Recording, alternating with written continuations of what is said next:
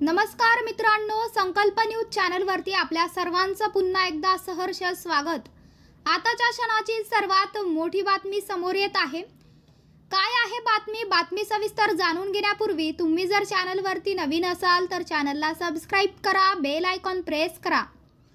राज्याचे अर्थमंत्री अजित पवार यांनी राज्याच्या अंतरिम अर्थसंकल्पात मुख्यमंत्री माझी लाडकी बहीण योजनेची घोषणा केली। या योजनेअंतर्गत 21 ते 60 वयोगटातील महिलांना सरकार दर महिना 1500 रुपये देणार आहे।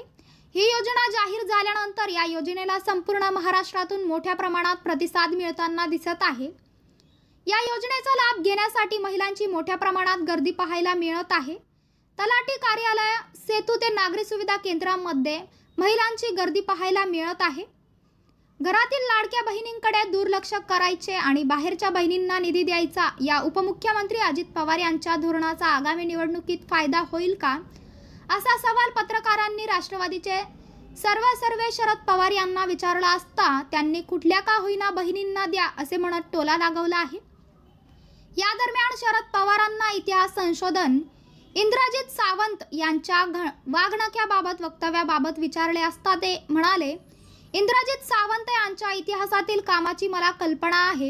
इतिहासामध्ये त्यांचा अभ्यास आहे, योगदान आहे। मी काही इतिहासाचा जाणकार नाही, मात्र यातील जाणकाराचं मत एकदम दुर्लक्ष करू नये असे शरद पवार म्हणाले आहेत।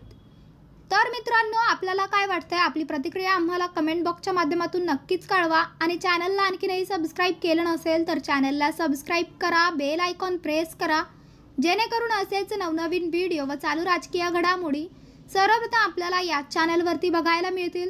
भेटूयात पुढच्या व्हिडिओस, तोपर्यंत धन्यवाद। जय महाराष्ट्र।